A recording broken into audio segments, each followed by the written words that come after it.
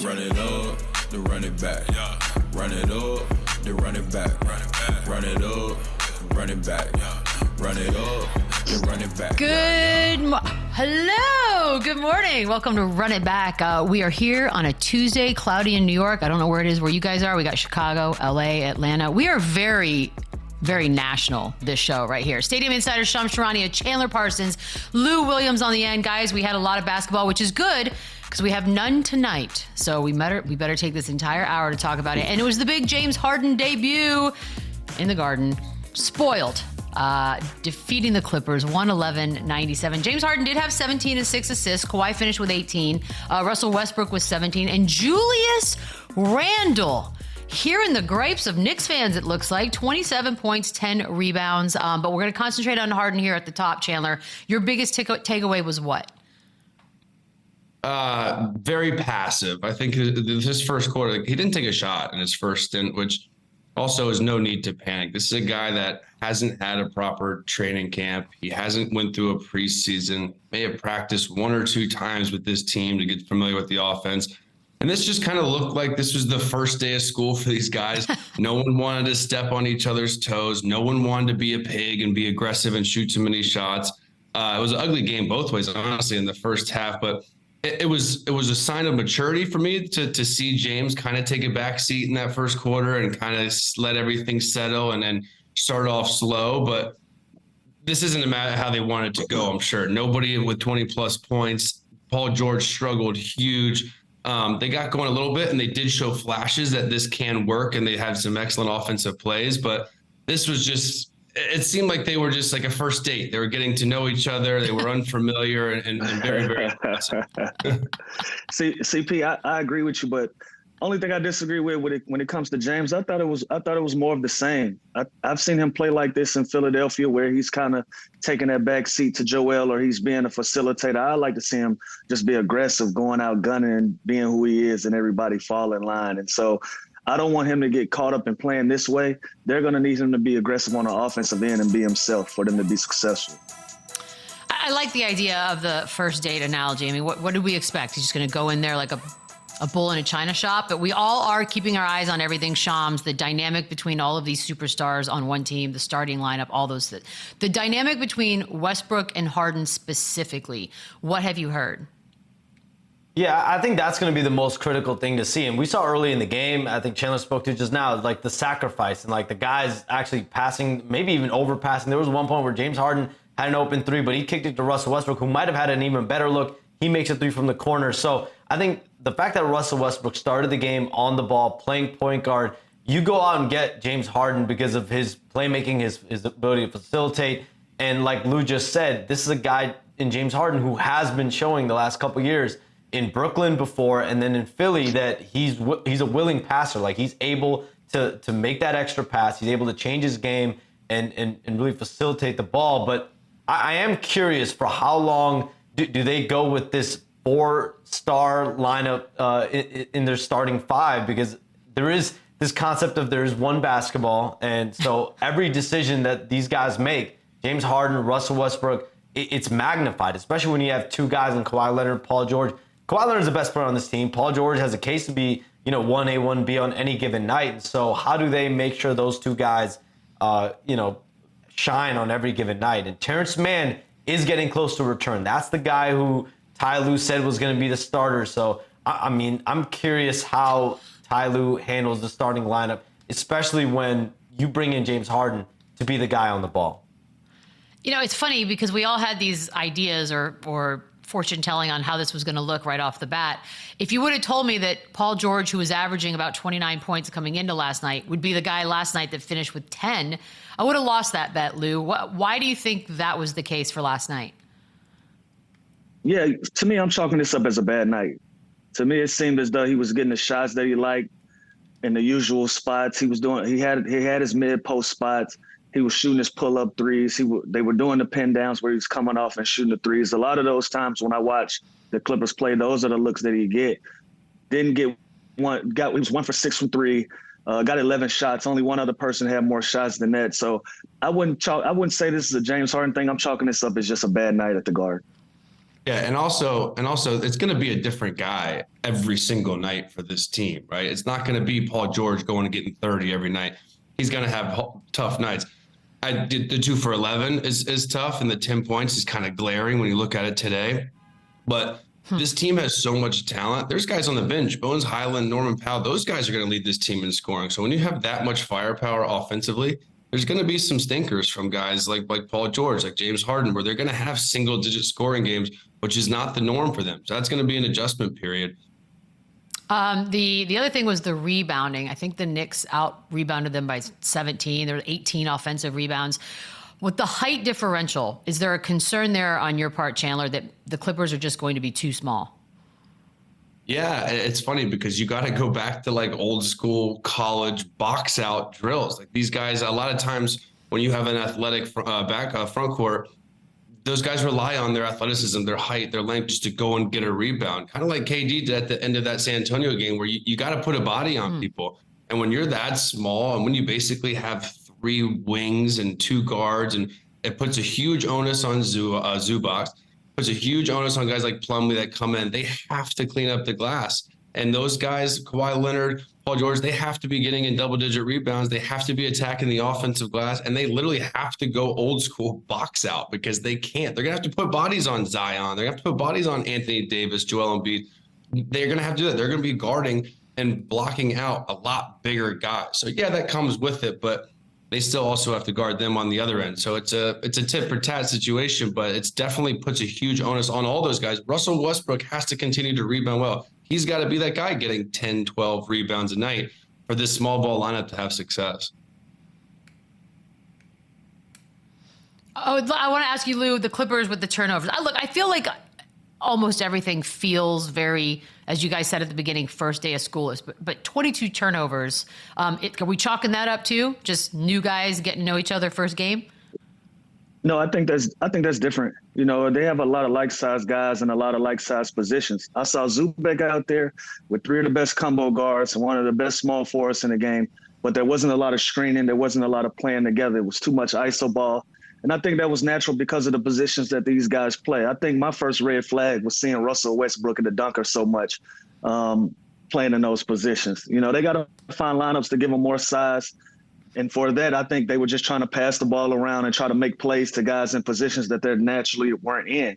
You know, and on the defensive end, the Knicks were at the rim all night. So definitely agree with Chandler so much as far as size. That's going to be an issue for them going down the stretch of these games. You know, the Knicks, they woke Julius Randle up. They gave him an opportunity to attack the rim, get to the basket, use his size to be effective on the inside of the rim. And they exploited that. And so that's going to be an issue for them going down the line, offensively and defensively. And they legit just lost Mason Plumlee. He got his leg crashed into by Julius Randle, and they're not. He's going through testing today, but they're not optimistic about his leg injury, and we'll see how bad that's going to be. But that's another guy that they're going to be without. He plays such a vital role coming off the bench, a guy that can pass, a guy that can obviously play in the dunker spot. So that is going to be a tough, hopefully not a long-term loss for them, but definitely a short-term loss. And we'll see. I do think they'll look into the veteran big man market if he does miss significant time. Ooh, who are we looking at? The NBA doesn't sign veterans anymore. I know. I'm like, who's out there? All right. I'm curious about that. Switching gears over to the Knicks side. When I tell you that Julius Randle is the subject of conversation here in New York, and it's frustration on like 100 all the time, I'm not exaggerating. He was averaging under 17 and he was shooting 27%. And then last night he just drops 27 points. I don't know if he's hearing it. I don't know if he's oblivious to it or what, Chandler. But what do you do with Julius Randle? I mean, listen, this is a guy who's been all NBA 2 of the last 3 years. He's had, those are great seasons. I don't care how bad he's struggling now. It's unfair to put this amount of onus and pressure on him where let's be honest, he's probably not a number 1 option on a championship contending team. Now he can be any given night. He can be a great 2 or 3 guy. I think adding Jalen Brunson has really helped him. But yeah, he's having a historically bad start. When you look at his stats, 25% from the 3, 29 from the field, 67 from the free throw. That's on him. That's on him to take better shots. That's on him to not force. You can tell he feels this pressure, which means he's definitely hearing it because he's taking kind of bad shots. He's getting step backs. He's taking low percent shots, which is not going to help him get out of this hole. Now, last night, he got to his left hand. He got to the basket. He got to the foul line. He let the game come to him, and he looked much better. But again, it's like playing on the Lakers or the Clippers. There's a different kind of heat. There's a different kind of pressure when you're playing in that kind of market. And those New York fans, they want greatness every single night. But like, look at that shot right there. Even that fadeaway spinning corner jumper, it's a tough shot. But when he lets the game come to him, when he takes the pick and pop threes, when he comes down transition, gets to his left hand, beats bigger, slower guys off the dribble, that's where he's great. But I think he showed flashes last night that, he can still be that guy. It's a small sample size. It's 7 or 8 games. He's going to be fine. But for him to really flourish, he needs to not have that number one role. He needs to have better guys around him and to really be on a championship team. Yeah, they're not quiet in these parts about their feelings for Julius Randle. It's very interesting. Switching gears, Lakers and the Miami Heat. This was a doozy. Heat hanging on to barely defeat LA by a point down in South Beach. They missed 4 open shots, the Lakers did, at the end of this one. I'll give you some numbers. Bam Adebayo, 20 points, 20 rebounds, 10 assists. That ain't bad. Jimmy Butler with 28. LeBron had 30 in 37 minutes, and Austin Reeves dumped in 23 points, 10 rebounds, 9 assists. Now, the big thing that everyone's going to talk about, obviously, is on that last play. LeBron kicks it out to Cam Reddish, who misses the shot, and now I feel like I'm in a time machine, and I've gone back, and now I'm asking you this, Chandler. Should LeBron James have passed that ball, or should he have taken the shot himself? He should pass that ball 10 times out of 10. That was an unbelievable, elite pass. Now, we can argue if this picture of the board we saw, if that was real or if that was actually the Cam Reddish in that spot who hadn't taken a 3 all game long. Now, this is interesting. What a pick, though. What a picture, wow. Seeing this board shows you that's exactly what LeBron should have done, because that was literally the play that was drawn up. But that's a high basketball IQ, and to have that open of a look, I don't care that it's Cam Reddish. If he makes this shot today, we're giving him his flowers, saying he's a hero and he's so clutch. It's an unbelievable play. It's the easiest shot in the NBA is that corner 3. Now, my confusion is, why didn't they put Taurean Prince and Austin Reeves and Christian Wood, who had made 3 threes already? Sure, argue that. But anybody that says that's a horrible pass and LeBron should have took a one-leg fadeaway floater knows nothing about basketball. It was a great pass. Ooh, dropping that. Lou, you agree? Yeah, I agree with Chandler. We can pick this play apart. It's high basketball IQ. He saw help coming over. And this has been LeBron's MO throughout his career. He makes the right play, whether it's for him. Usually when the game's on the line, if they're not giving him a sneak drive to the rim where he can lay it up, he's probably going to be the facilitator in that play. So I think this is the right call. We can go back and forth in personnel and who should have been in that corner. I've played with Cam Reddish. I know him to be a scorer, a knockdown shooter. I know he's struggling in LA, but they got 2 or 3 guys they could have put there, but I think this is the right play. Yeah, definitely the right play. Now, I don't know if it's the right play call. Could you have gone with LeBron James, Christian Wood pick and roll? There were a couple probably different options you could have had there, but definitely the right pass. But then if you notice on that play as well, I think there was like 4 or 5 seconds on the clock. Kyle Lowry shows help on Cam Reddish on the kick out. Taurean Prince was wide open there on that shot after Kyle Lowry helped. So, I think this could have went a couple different ways, but there's no doubt LeBron made the right play passing this out. What could have been? Definitely enough time to make an extra pass. Yep. Yeah, here's the thing, that corner 3, that's the best shot in basketball. It's the highest percentage 3. He's probably thinking, I'm really going to look silly if I make this extra pass and the clock runs out. Again, we're nitpicking here. If he makes that shot, we're talking about how clutch Cam Reddish is and how such a good signing is. Completely different conversation. It's the right play. It's the right shot. I've been doing this for a long time, and I feel like this particular question about should LeBron have taken the shot, it's been part of his narrative since day one. Has any other player, and this is, again, sounds like a LeBron question, we don't do this with anybody else, like as much as we do with LeBron, right, guys? Like, can you imagine or remember anybody else who we question their sort of last-minute antics? No, but I think this is part of his greatness. This is why guys want to play with him. He's not just the all-time leading scorer. He makes passes like this to Cam Reddish, who, again, like Lou said, he's a great scorer. but LeBron is a basketball savant. He doesn't care who that is. That's the right statistical play. Why take a one-legged fadeaway shot with help side coming over of a great shot blocker? I'm going to kick it to the open guy because I'm a great teammate, I'm a great passer, and that's the right basketball play, and he should do that every single time. We want to nitpick and say if he stops and takes a fadeaway or takes a hook shot right there, we're talking about how it's a horrible play and he should have kicked it. So it's a lose-lose situation for him unless Cam Reddish makes that shot. But yeah, there's certain scenarios in his career where I think he should have taken the shot and he was a little passive.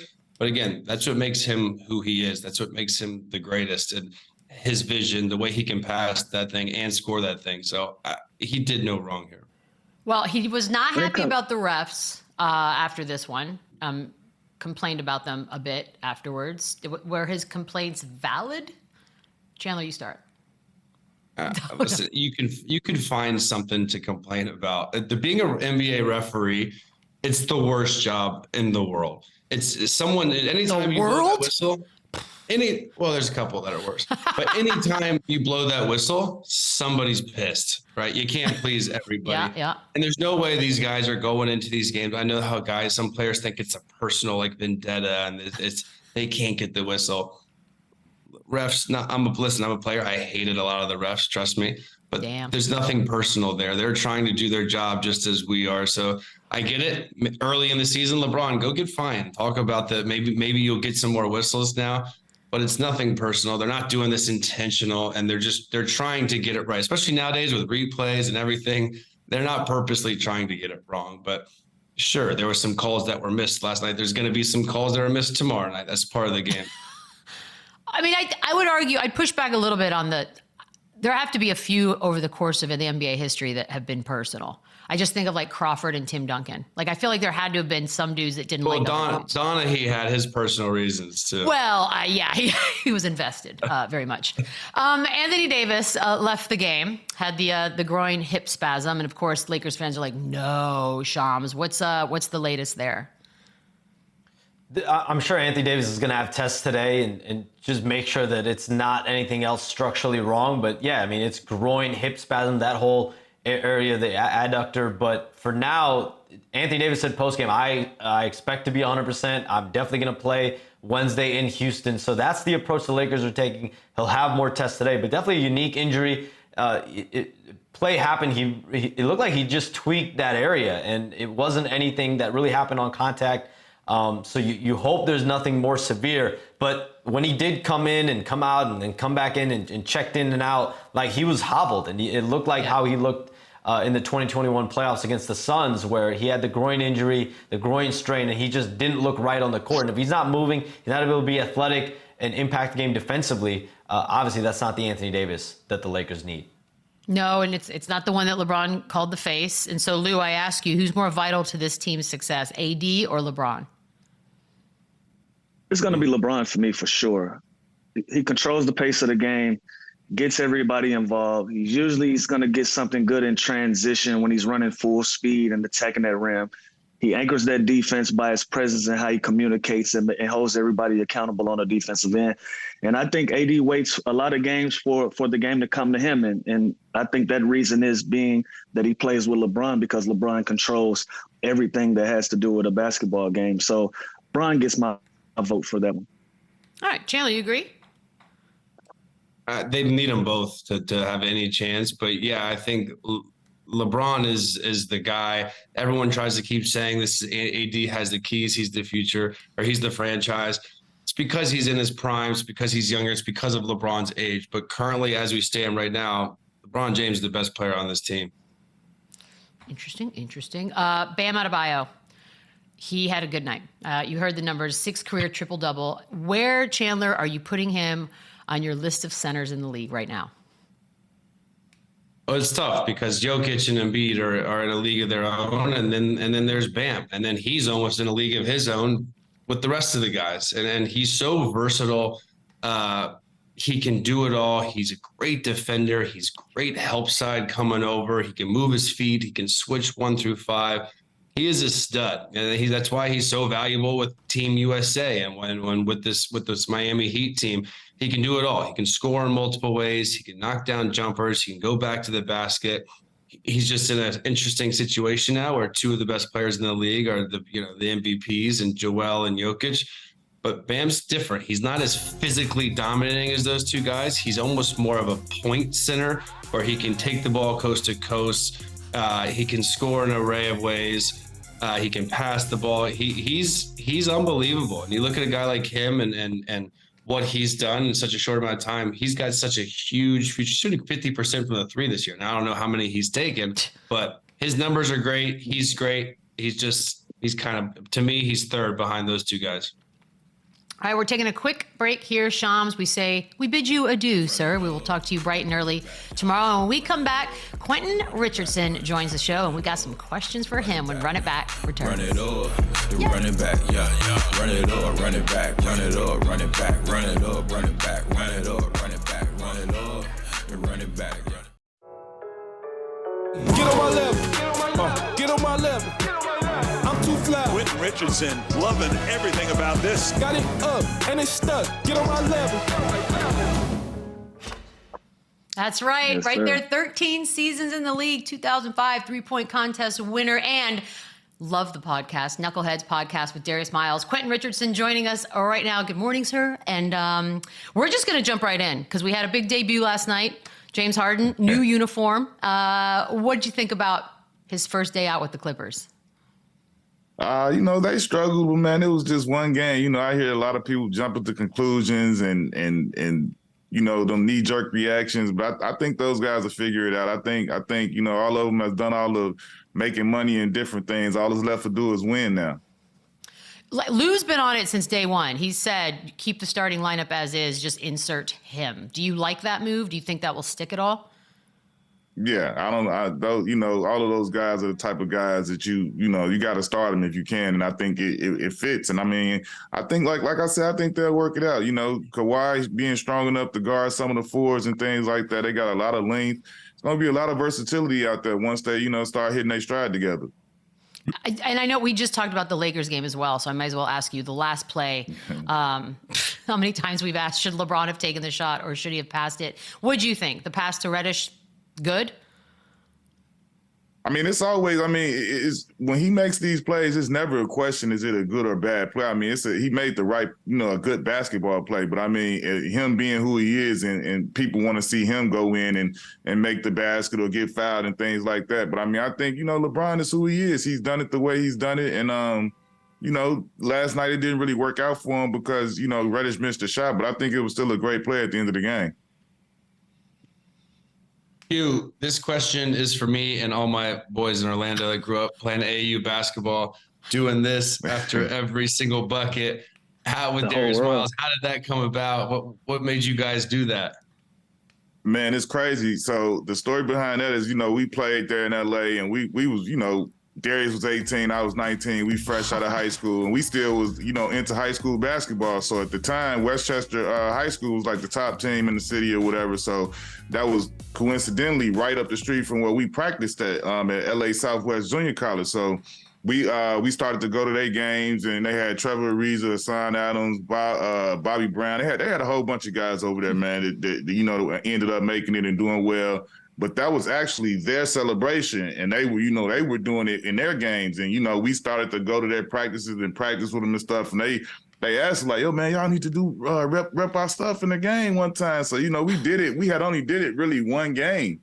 But after we did it that one game, the fans was like, the next game, they was like, well y'all should, they was all doing it. So, it kind of became a thing and took off from there. But it's crazy that definitely, started out. That was the Westchester High School. That was their celebration. They asked us to do it, and then, the rest is basically history. That is that's the original influencing. Like, that's what an influencer does, ladies and gentlemen. So I hope kids are watching. So on the podcast, you said before the season started that Wemby was not your pick for Rookie of the Year. Right. But then sounds like you're maybe coming around to some things on Wembanyama. What have you seen that has been maybe the most eye-opening for you from him? I like his aggressiveness, man. I didn't think he would come out and shot hunt and like look for the ball and be as aggressive as he's been offensively. I mean, I knew he was going to be special and have a chance to, block shots and change shots and do some crazy things defensively at the rim. But I didn't know he was going to come out this aggressive offensively and really be looking to go to work like that. Q, what's good, bro? So I gotta, how you? So I gotta ask, man. The defending champion Nuggets have started the season 7-1. Celtics suffered their first loss. They fall to 5-1. Which one of those teams you like better? Damn. Man, listen, Jay Tatum, my young fella, that's my guy. So I'm pulling for him to, him and the Celtics to go ahead and get over the hump. But man, I'd be lying if I said that I'm not seeing what I'm seeing out there in Denver. They are back and they ready to defend their title, and I feel like they haven't missed a beat. I feel like Coach Michael Malone, like he said, he's gotten them in the mind space where last year is over with. They not having some hangover like some teams have when they come back and start slow. He got them right out the gates. They hitting on all cylinders. So I mean, you gotta respect them until they give you some reason not to. So I mean, right now Denver is still my favorite, but I mean, I'm definitely pulling hard for the Celtics. The West is interesting. We expect big things from the Suns. We haven't gotten their big three yet. We haven't been able to see that. But if you have a game on the line and you got to pick KD or Booker, which one gets the ball? KD. Every time. It's not even a real question. I mean, he's done it enough times in the biggest moments, on the biggest stages, finals, everything else. He's proven it. So I would say KD. Hugh, you played one season for Coach Spo in his second year of coaching. Ooh. Did you see what he was going to become? Did you knew he could possibly become one of the best coaches in the NBA?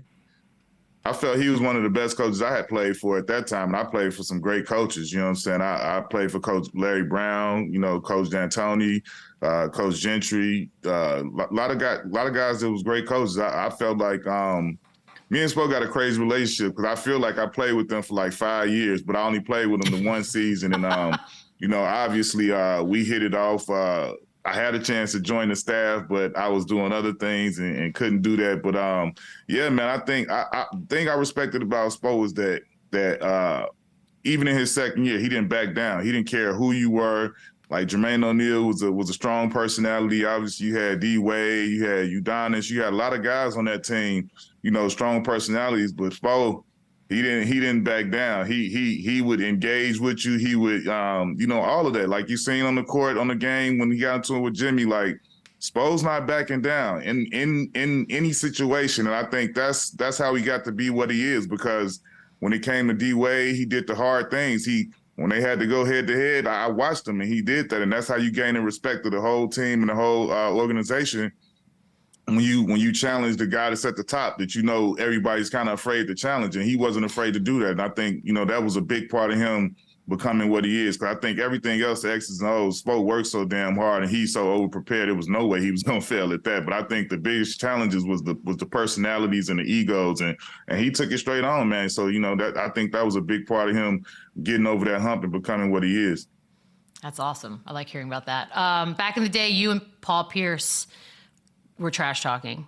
The art form of trash talking. You got ejected for trash talking, which, by the way, in and of itself is special. What was that? Is that a real feud? Is it just fun trash talk? Like, take us through that. Man, I mean, he does talk a lot. So we had Paul on the show, and we talked about it. That started way back in the day, and at was it UCLA, or it might have been like Windward High School when the runs were there instead of UCLA.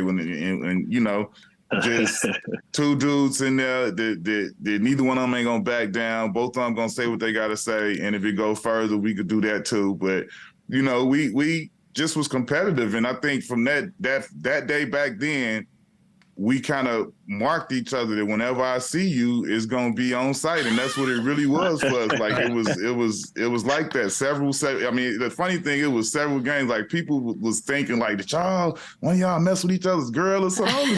Like it was never nothing like that. It was just, all right, that's what it is, and that's what it was the whole time. I love that. I miss some of that from today's game. Julius Randle. Okay, so you might have better insight than most. Julius Randle, we know about his struggles. Last night he had a hell of a game, and there's a lot of frustration here in New York from the fans towards Julius. How hard do you, first of all, as a Knick, do you hear the mumbling? Do you hear the talking? Are you able to put it out? Like, what's he going through when he's struggling here? First of all, when I was there, you heard everything. You knew what was going on. Somehow, somewhere, you knew. And to me, in this generation, there's no way with the social media and with the phones and with everybody having a voice. There's no way. But I mean, in New York, come on, man, it's the Garden. Those fans gonna come right down behind the bench and say whatever they want to say to you, and they're gonna say it loud and demonstrative or whatever. And it's like to play. I've said it a million times, man. To be a Knick, to play in New York, to be a Giant, Yankee, any of that stuff, like you gotta have a different type of toughness, like a mental toughness about you. Because I've watched teammates literally get taken out of it and like quit, like damn this, get me out of here. Like I don't want any parts of this. Like I like enjoying my life and things like that. And sometimes if you're in New York and you're on the wrong end of it, you might not enjoy yourself. And if you're not the right type of person mentally, and you don't got that mental makeup, it could affect you big time. I've definitely seen that. Keeping it with the Knicks, Q, when you were on the Knicks, Kobe dropped 61 at MSG. Yes. What do you remember about that game? Anything in particular? I remember it being Spike Lee's fault. Because Spike Lee is out there on the damn sideline talking crazy to Kobe Bryant while they got Wilson Chandler, our rookie, guarding him, and he was going crazy. I think Kobe said that too. Kobe said that was his fault. It was. I was looking like, yo, he's talking to him. And like Wilson is out here getting put through the business because of it. He was doing everything that night, bro. He was pump faking, spinning, stepping through. I was like, look, like great, gladly that Wilson had the mental makeup you needed to have, because Lou and Chandler, some dudes don't recover from a night like that when it's really just almost all on you. It was crazy. But Wilson was a different type of dude. He didn't really trip. He didn't care. He got back to it right away. But it was like, yeah, we all looked at it that night like that was on Spike.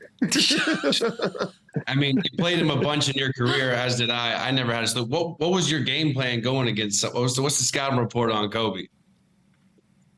Man, for me, whenever I played him, I'm going to try and be physical and everything and try and use that type of stuff against him. It wasn't really like, man, you know how it was with Kobe, though. When he made up his mind that he was going to go crazy, it wasn't nothing nobody could do. That was it. Like, you had to, make things as difficult as possible and then, hope he having some type of off nights, which didn't happen as, often at all. But, I mean, that was definitely, we doubling, we doing different things. But ultimately, you just want to try and make everything as difficult as possible for him, knowing that he still could get 30, 40 with it being, your best effort and all of that stuff. Yesterday, we were talking a little bit about the in-season tournament because it started on Friday. Most of us are still a little bit confused, but we do understand money. And Lou was right in saying that $500,000 is incentive. I don't care who you are. Yeah. Do you agree? I mean, it's $500,000. Like, who cares, right? It's the in-season tournament. Is that good enough to make you try a little harder? Absolutely. I think absolutely. I mean, people would be lying if they say they don't. I think some of the dudes with the biggest contracts still looking at that $500,000 like, yeah, we need that.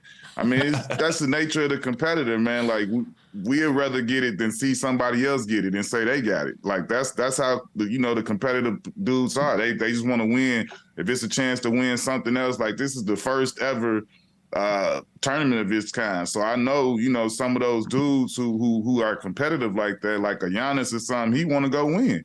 Like, I don't know nobody that's at this level that there's a championship out there. They just gonna say they don't care. Nah, that's not true. They want to go win it and be known as that champion or whatever. And if it's an MVP or something to be won there, they want to win that too.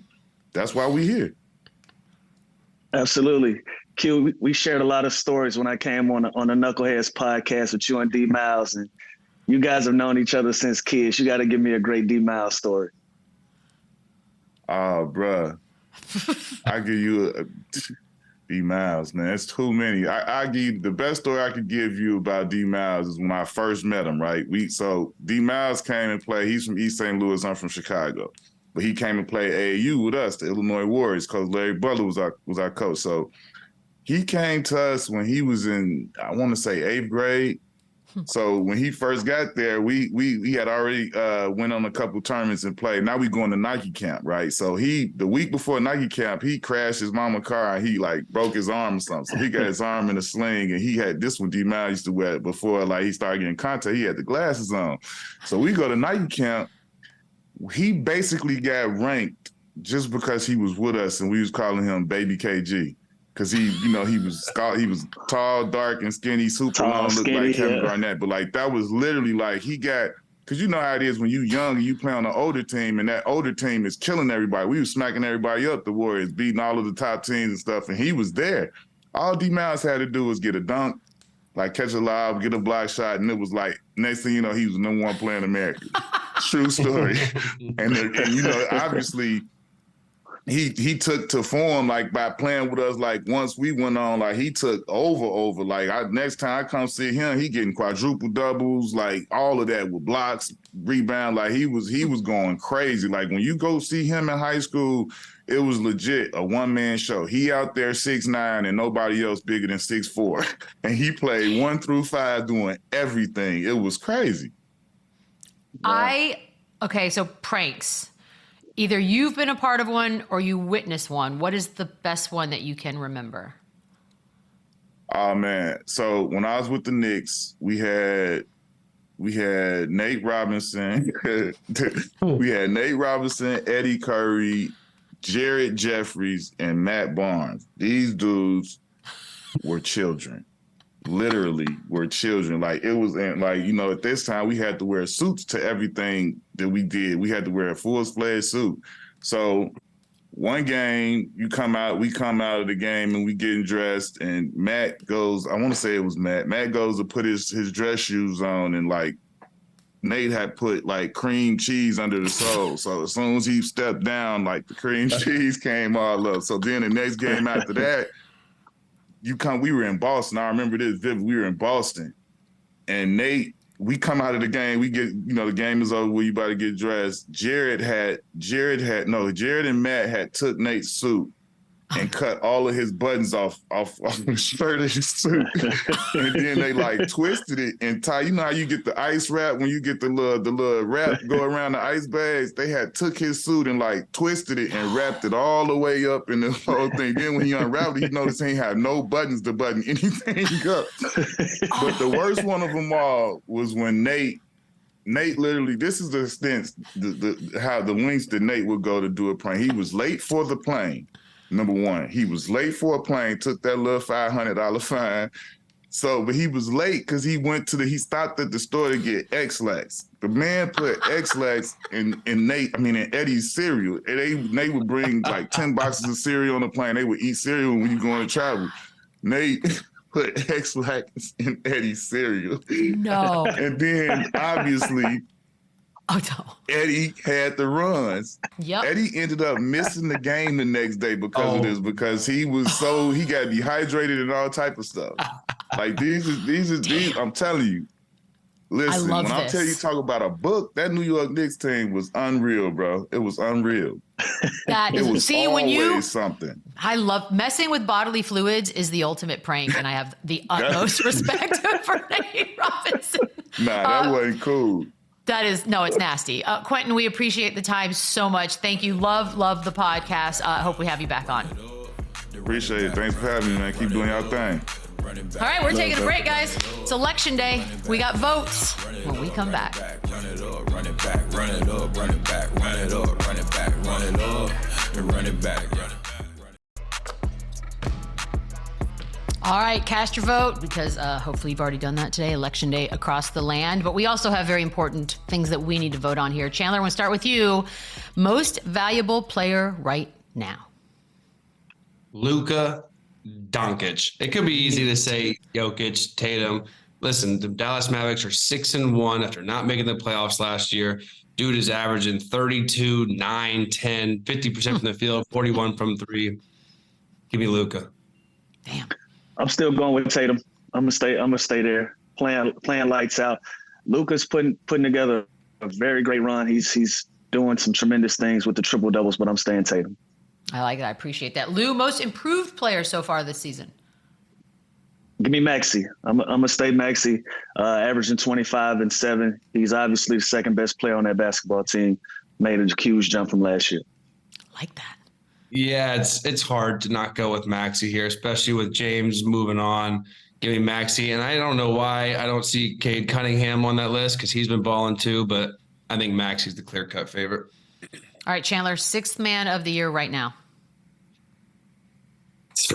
6th man of the year is tough. I feel like it always changes. Someone ends up starting. I'm going to roll with Chris Paul for now. I think he's embracing it. I think they're going to win a lot of games, and I think he's extremely valuable to that team. Give me Naz Reid. I like how Naz has been playing. He's had some really big games early on in this season, averaging 15 points, 5 rebounds off the bench. I'm going to take Naz Reid. All right, Lou, best duo in the league. Jokic and Murray. Boom, until the end of the season and they defend their title, give me those two guys. They're proven winners. Yeah, I'm with Lou Done. here. Jokic, Murray, Shams. Tatum and Brown are right there, but they still haven't gotten over that hump. Give me those two guys in Denver. That's fair. No argument. Chandler, defensive player of the year right now. I like Anthony Davis. I do like what we talked about yesterday. I think Wemby has the potential to do it. He keeps getting these 4, 5, 6 block shots in any given game. I like him, but I think Anthony Davis is the clear cut as long as this injury doesn't linger for him. We all know defense isn't my forte, so I am going to say Wemby. I like the defensive plays that I've been seeing. Everything that he does on the defensive end goes viral. Give me Wemby. He only had 2 blocks last night, you guys. You can imagine I was pretty bummed about it. Lou, best shooter with the game on the line. It's the chef. Yeah. Steph Curry. Simple and plain. Game on the line. I want number 30 to have the basketball in his hands for me, whether he has it bringing the ball up the court, whether it's a pin down, whether it's a set play, out of bounds, ATO. I don't care the scenario. Give me number 30. It's tough. It's tough to go against him because he's obviously the greatest shooter of all time. I took this end of the game clutchness. Give me Dame Lillard. He's had that's a good one. reps. He's made the big shots from 35 feet. Like Lou said, he can come off screens. He can step back off the dribble. He's kind of proven to me that when the game is on the line, he's got to be the most clutch shooter. I'm going with Dame. All right, That's a good Chandler, one. best in-game dunker. I like Anthony Edwards. I think he bodies people. He jumps off 1 foot, 2 foot. He'll give you a little windmill, give you a little spice on the break. I think he's so much fun to watch. He's so bouncy. He'll get you with the left hand, the right hand. He's a versatile dunker. I think he's the best in the game. Great minds think alike. I'm going Ant-Man as well. Attacks that rim. He's not scared of anybody at that rim. Even I like the clip that I saw in USA team practice. He told Rudy Gobert, I believe, you're the defensive player of the year. Not Rudy Gobert, whoever it was. I forget his name. Jaren Jackson. Jaren Jackson. He's supposed to be the defensive player of the year. He's supposed to jump. So give me Ant-Man. Yeah, and he's funny. I love that. Lou, best handles? Kyrie Irving. Without a doubt. Kyrie Irving is going to be the guy for me. Sometimes I think he over dribbles and then he finds his way to the rim with an uncontested layup. So obviously I don't know much about it, but give me Kyrie Irving and Darius Garland to be a close second for me. All right. Yeah, Garland's a good one. I wouldn't even know who to put second on this category, honestly. When you ask of every category you ask, besides probably shooting and Steph, I think if you ask who has the best handles in the game or of all time, every player is going to say Kyrie Irving. So that should answer that question. Yeah, that's a good one. All right, Lou, team most likely to sell at the deadline, Bulls or Raptors? I say the Bulls. You know, they have veteran all-star guys that clearly they aren't happy the way they're playing, how the season is going. It's looking like there's going to be some movement in Chicago. So I'm selling the Bulls. Yeah, I think it's Chicago. I think they almost did it last year. Like Lou said, these are veteran guys that's just not working for whatever reason. They're not meshing together. They're not winning games. Toronto, yes, but they're still young. They still have time to develop. Those guys, they still have a lot of basketball ahead of them. These vets, Levine, DeMar, Vooch, they can help a team right now. I think the Bulls blow it up. I can't wait for all that to start up again. Deja vu coming up. Somebody got posterized. That's next on Run It Back. The run it back, run it up, run it back, run it up, the run it back. I know what I'm talking about. Well, it took overtime, but the Celtics had a loss handed to them by the T-Wolves. And with 38, 9, and 7, 8 of those points coming in overtime, Gobert finished with 14 and 12, Tatum 32, Brown 26. Look, Minnesota is the only team now that has beaten both the Celtics and the Nuggets. That's crazy to me, Chandler. Is this a fluke or is this team for real? I don't know if they're for real. I know Anthony Edwards. You have to answer right now. Are they for real? I mean, listen, they're 4-2. It's early. They're looking good. To win a game like this with Karl Anthony Towns having 7 points against arguably the best team in the NBA, that's big. And again, this is a team that they swung for the fences with the Rudy Gobert trade. They're still trying to work that in, and they have a nice mix. They have Mike Conley, a nice vet. They have young guys. They have a good bench with Kyle Anderson and Naz Reid, who Lou mentioned earlier, who's had a great last half of the season last year and beginning to this year. So, yeah. And then you put Anthony Edwards, who I literally think is the best two-way player in the NBA. When you look how good he is on offense and when he really locks up, he had some plays last night on Tatum at the end of the game that were incredible. They're a dangerous team because they have experience, they have size. I love Jaden McDaniels. He's one of those players that can do it all. So I wouldn't want to call it a fluke because we don't know yet, but and they are performing and they've beaten two of the best teams in the league. But they're fun to watch and they're going to be exciting. I mean, listen, I think the league is in good hands, man, and I think it starts with Anthony Edwards, man. He's been one of those guys that he gets better and we forget how young he is. And so, are the Timberwolves for real? I don't know, but they're going to go as far as Ant-Man is going to take them. It's pretty impressive that they've beaten the two teams at the top at this point. Gobert haters, you do have something to hang your hat on, though, from the night, and I do like to give people gifts. So here we go. Jaylen Brown. This was personal feeling. Good morning, Rudy. And it was all downhill for Rudy. This is all Cat's fault. First of all, he bites on the shot fake. He lets him go middle, and he just put Rudy in complete harm's way. I don't know if you guys can answer this, but do guys like to do things like that to like a Rudy Gobert? Because sometimes it feels more personal than others. Yes. Am I wrong? Yeah. Okay, good. I just want to make sure. The former defensive player of the year. Especially the reputation guys. Gotcha. Okay, that makes total sense. Guys, yeah, you love it. The Dylan Brooks, the Rudys. And Rudy gets a bad rap. Rudy gets a bad rap. It was all downhill for Rudy when he touched those microphones. Oh, God. When it's all said and done, that's his legacy. That's going to do it for us. Chicago Sky head coach Teresa Witherspoon will be on the show tomorrow. That's going to do it for us. Get out there and vote, and we'll see you guys tomorrow. Run it up, run it back, yeah. Run it up, run it back, run it up, run it back, run it up, run it back, run it up.